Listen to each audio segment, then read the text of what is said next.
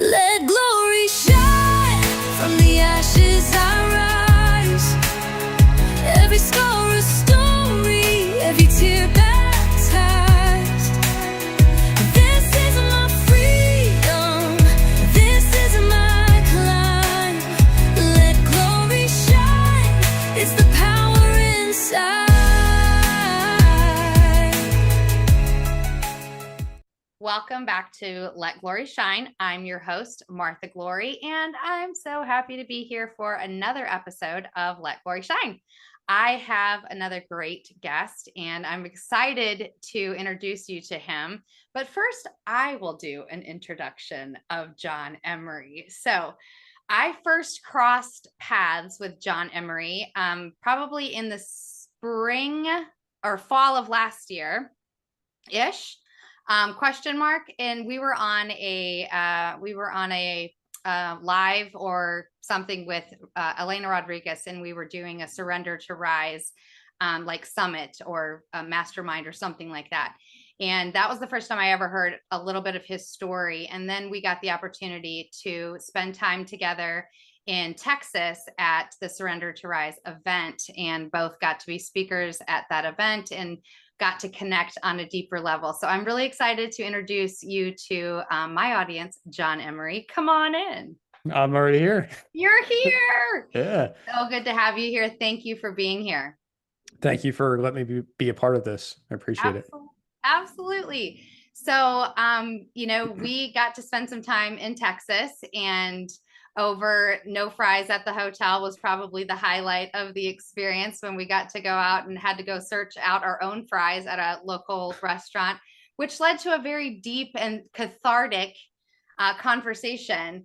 As you know, when you spend a weekend really allowing yourself to be vulnerable like we did for that event, getting to speak on vulnerable things and things that have caused us deep trauma or deep pain in our past, and we are working and healing through them, things creep up. And that was what happened to me that night. And I appreciate that you were there to be an open heart and an open ear for me to work through some things. So I really feel like that was a divine timing. And I just wanted to thank you publicly for holding the space for me that night.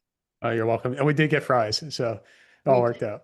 We did get fries. I don't remember what else we got, but we got fries. I think I got chicken tenders or something. It wasn't exciting, but we got fries. Yeah. The hotel ran out of fries. What hotel runs out of fries? Well, DoubleTree. The DoubleTree in Dallas ran out of fries. So, John, just share a little bit with our audience, a little bit about your story and a little bit about your healing journey and what that looked like over the last couple of years, things that you shared. Yeah. So the start from the beginning, I had a job for 20 years and same place, right?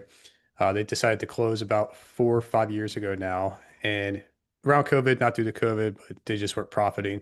So I saw about 60 people walk out the door around October of the 1 year. And then I was there till May the following year, just because I was in the logistics area, shipping, receiving, all that stuff. So basically I was one of the last 3 to walk out the door, full manufacturing company to a shell, everything stripped out, bare bones. So, I mean, like going through that was just like, wow, okay, first of all, there's no job security whatsoever. Right. And then what am I going to do?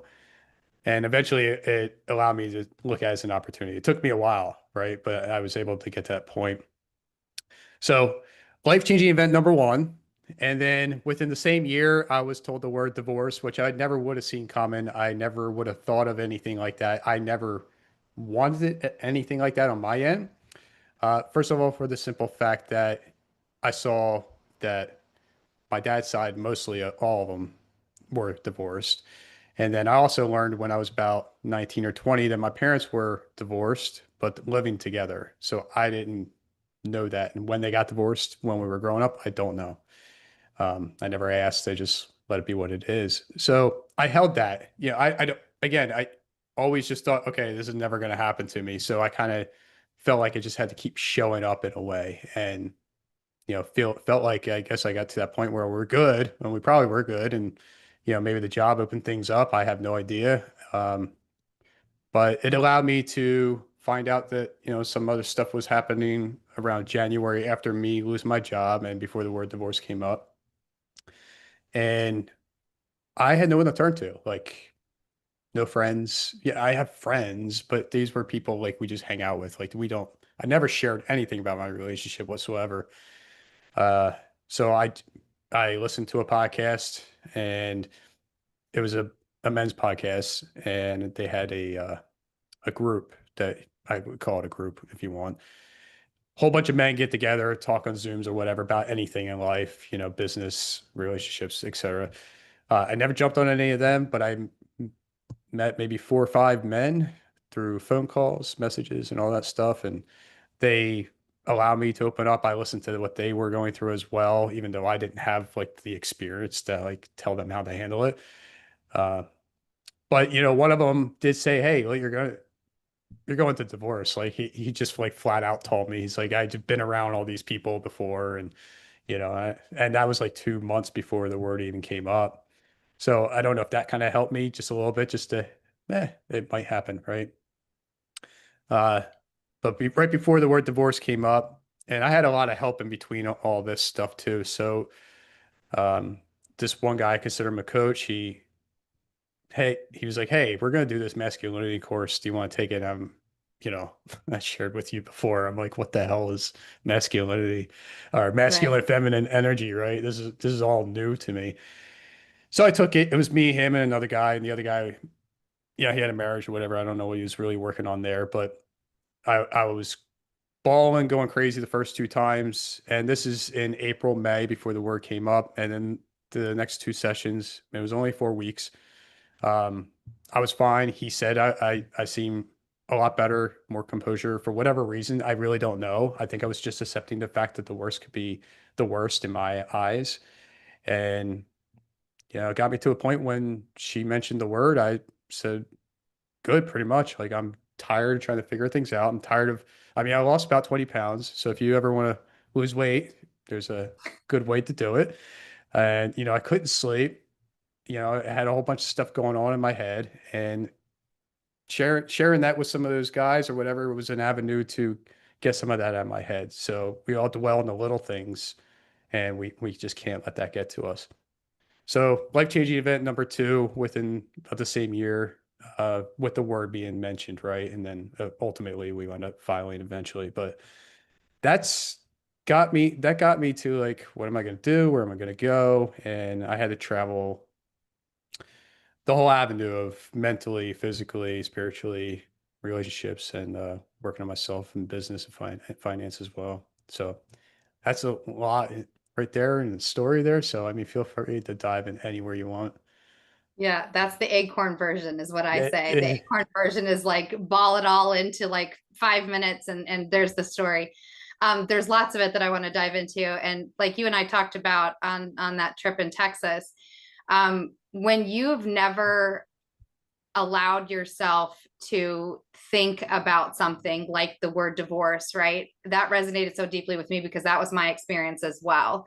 Things in my marriage had been not great for many years, but there were other things that were more important, right? My own healing journey, taking care of my kids, my job, there was, and so I never explored that word because in my family, we didn't have divorce.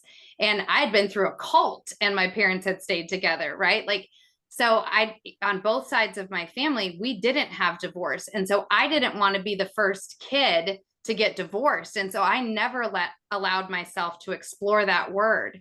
And it was like when I went to counseling, when he and I went to counseling together, like neither of us ever brought up that word until I did. And once that word is said, you can't undo that word. There's just something, but I had already done, just like you, I had done a lot of processing before I ever said that word. I had already mourned the loss of the marriage. I had already mourned the loss of the friendship, right? Like, and the family unit as a whole. I had already gone through this process of mourning. So when I finally did say the word, it was like, okay, we can move now because I've already done the processing, which wasn't fair for him because he had never considered that, right? He was a creature of habit. he would have lived like that for the rest of his life, because we were great roommates. We were friends. We coexisted lovely together. We didn't communicate great, but we coexisted well, especially once I was on this healing journey, right? So it hit him really hard when I brought that up, but he went into this overdrive of, okay, well, if this is what you've decided, then we're going to make it as congenial as possible. And, it ended up being that way. But I want to ask you, like, do you feel like you had processed it before it ever came up, because you were doing these other things, the masculinity course, the men's grouping? Because I think that's a huge part of understanding growth and processing and of healing, right? Is when you have that time. So tell me, how did that transpire? Yeah, so let's just step back a little bit. Obviously somebody else already processed it before the word even came up, and already had an out in a sense, right? And so again, like you mentioned in your ex-husband's scenario, I didn't have that at first.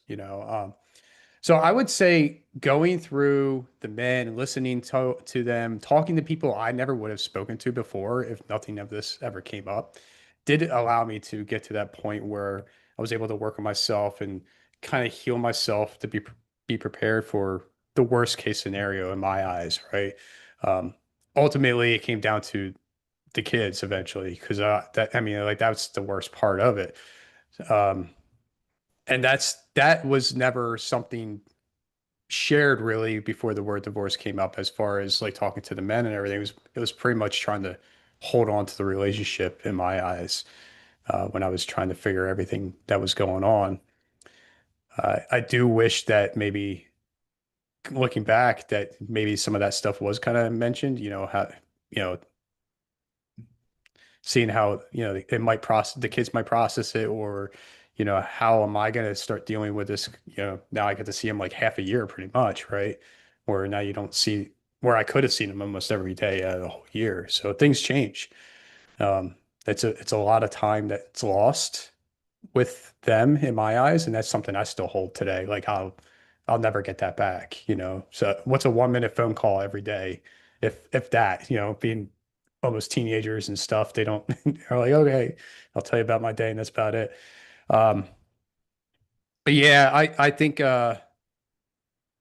with your question, I think that it did help me, right? I was on that healing journey in the beginning, not knowing really that I was on that healing journey in a sense, right? And I was the last person to take my ring off, and that was just like it. It was enough for me to kind of release myself and kind of look at my life ahead of me, and not knowing, again, it was slow motion, right? One thing at a time. But yeah, it got me started.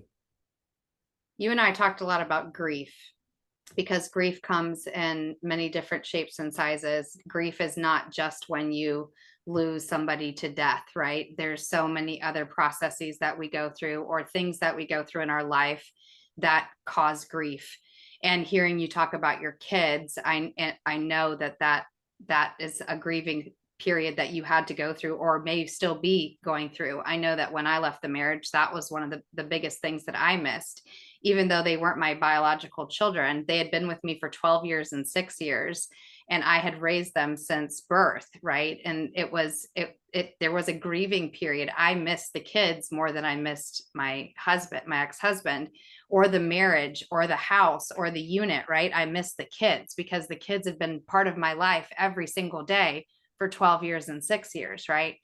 So I went through a deep grieving process of that, like almost a mourning, because I didn't know how to not be needed as a mother.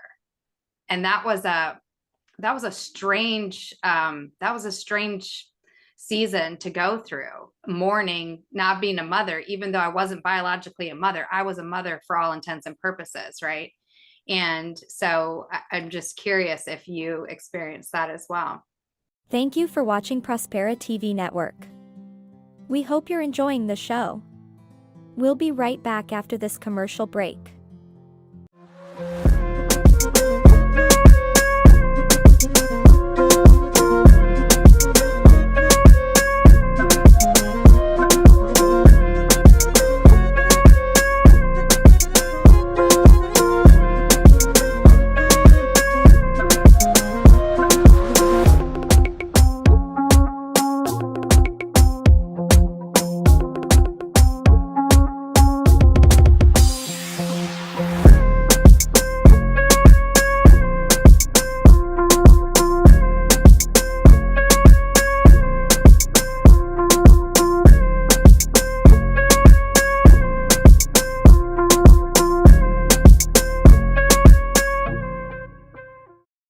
Yeah, I would still say it's still pain grieving to me as of this day.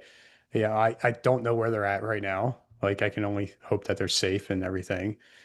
Um, you know, the house I'm in is where they grew up. They were born, raised, and so when I walk into, especially my daughter's room, it's like, yeah, it's just, and I don't go, I'm only going in there to look for something that's hers or something, it just out of the blue. It's not like I won't go in there at all, but it hits you, it's just like, uh, she'll be 13 this year, and she still has like a lot of their little kid stuff still in there because, I got to clean it all up now pretty much, right? Um, but yeah, I don't know. It's just something about losing that time, not seeing them all the time, not doing things that you could be doing with them all the time, not even taking them to soccer practice every opportunity that you have when you have them full time. Um, it's to me, that's hard. Like I'll never, when I was working that job where I lost the 20 years, um, my son was born and I was working maybe 60, 80 hour weeks sometimes. So I got to miss some of his time growing up, as a young, I missed that. He ain't, he don't remember. Right. So then when my daughter was born, yeah, I was able to step back a little bit and not have to work as much, and so I did gain some time there with her, but it's still like, and you know, it's, it's hard. You got me here. So I don't, it's never going to go away. Um, and they're just going to grow up and get older, become adults, and they'll eventually move on anyways. Right. And that's still it's just going to eat up even more because now they're going to be distant for a very long time. So, but, yeah, I'm still there. I'm definitely there. I don't think it's going to go away for sure. I think for me, as I processed the grief and the mourning phase lessened, then when I did see them, it became like super intentional, right? Like I became super intentional about the time that we were spending together, what we did during that time. And and I still do that today, right? When I see them, and I only see them once or twice a month, but when I see them, we are intentional about putting away electronics. We play games, we watch movies together, we play music, we eat, like we do things, and we're intentionally spending that time together because it is as important to them as it is to me, which feels good because I know that I did something right. They want this relationship with me. So I'm just curious as if that has happened to you as well, or what other kind of coping mechanisms have you put in place in order to deal with some of this heaviness? Yeah, I would love to say that I could wipe all that stuff away, but with me working, coming home, doing podcasting, all that stuff, I'm like always busy. So they're always like doing their own thing too, which is kind of tough. Um, the one thing I will say is I tend to take my daughter out a lot, like shopping with me when I go shopping. So there's a lot of time one-on-one there. And then my son's a little tough because I don't really want to leave my daughter home alone. I'm just not there. I don't know if I'll ever get there. Um, so, so I can't really take him out one-on-one unless, maybe his mom's got her or something like that. But I do try to sit down and at least have a dinner with them, whether they're hungry or not. We all sit down at the dinner table. It could be even 20 minutes. And just go around. I do try to hold where we talk about what we're grateful for. I can't say I'm perfect. They're not perfect either, as far as remembering. They don't, it's one of those things they just don't, Yeah. what is this, dad? Um, and then in that case, Martha, it's also hard to hold something like that when there's two households and they're trying to learn something here, something over here, and then so they're getting juggled back and forth. And I don't know what's being taught over there, but I'm sure there's kind of pushback in their minds. What should they receive in and interpret and do in their lives? Um, I do try to ask them to go for walks with me when I walk the dog. It doesn't happen all the time, but we do. All right, so we'll try and do pickleball. my daughter's in soccer, so maybe we'll go out and kick the ball around. My son likes to just throw football, but something like that, hiking, like that's become a thing. I went with the Valley Forge for Father's Day, and I made them walk. We walked for about, I don't know, 3 hours, 6 miles or something like that. Yeah. Yeah. Luckily it was a little overcast. And so if flip flop, if it was really hot, my son would be complaining, but my daughter wouldn't have complained because it was such a long walk. And yeah, but, it's getting to that point where, my son's more like, yeah, let's go on a hike, what I mean? And so I drag my daughter sometimes, but that's what I try to do. Try to get him outside and do something like that. And you're making memories, right? Like that, at Yes. the end of the day, you're making memories. They're going to remember those walks. They're going to remember pickleball. They're going to remember that dad was present when they were around, right? Like, and that's the best that we can do, because this isn't ideal. When we get married, we don't sign up to be halftime parents, right? Like that was never in the contract of being like, well, if this all goes to crap, like we'll at least be halftime. No.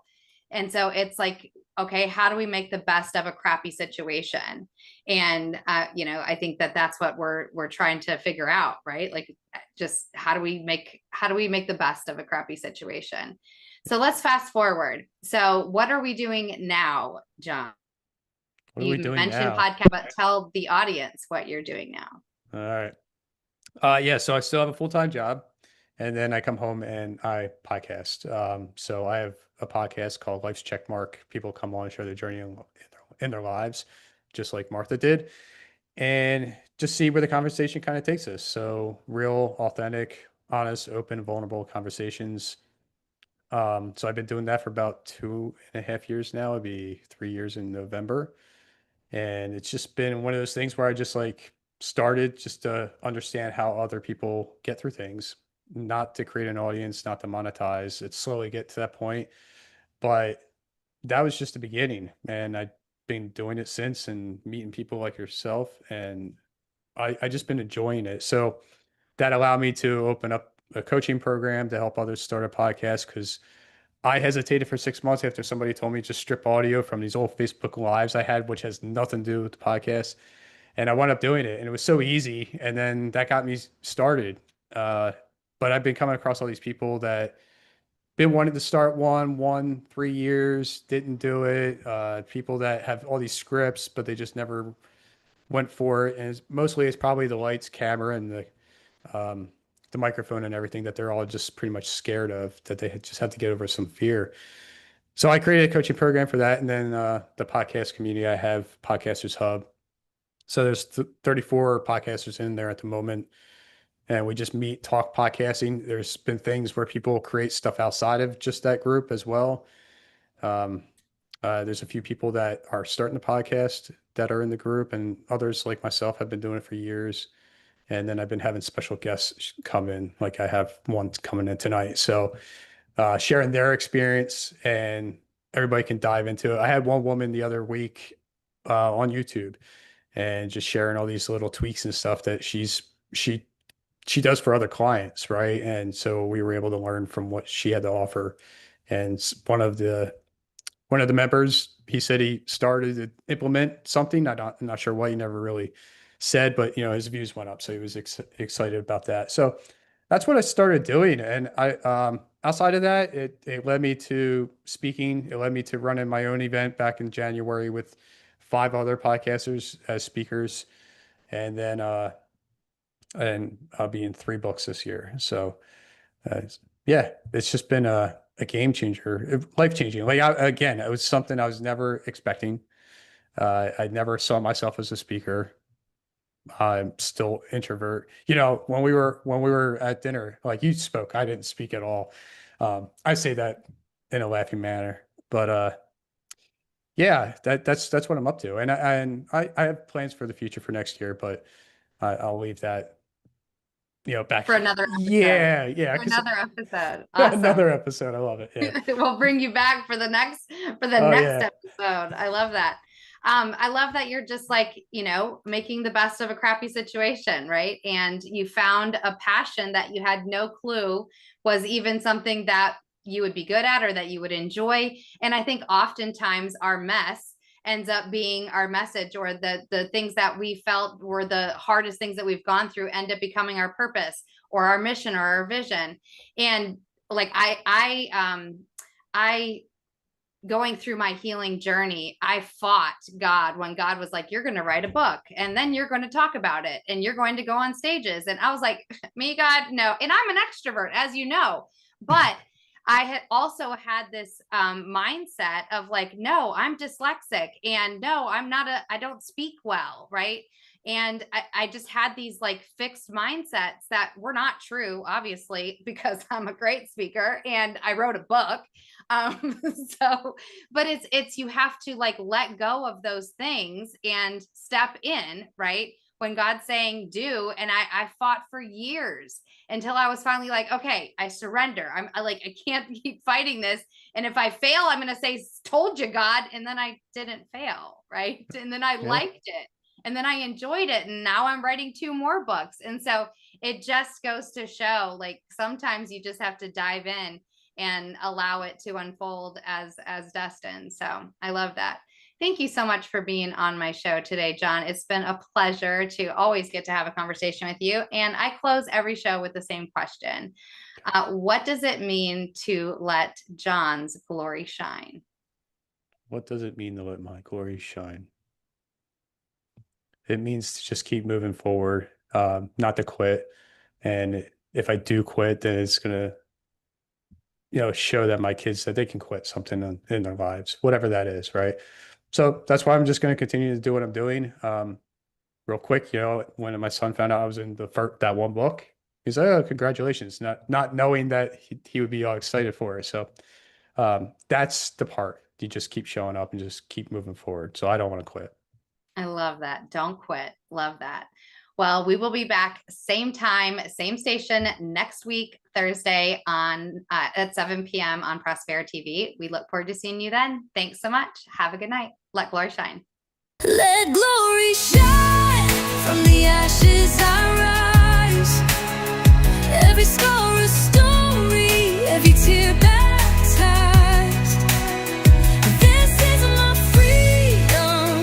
This is my climb. Let glory shine. It's the power inside.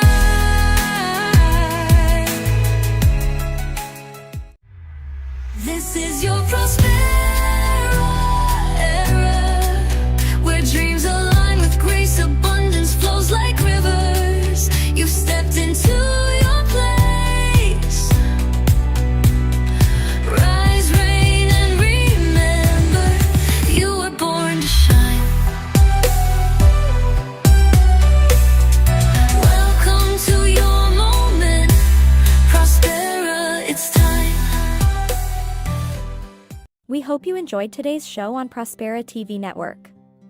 Make it a point to visit us on YouTube and catch all your favorite shows anytime you want. Interested in hosting a show of your own? Or advertising your business on our network? Contact Elena Rodriguez.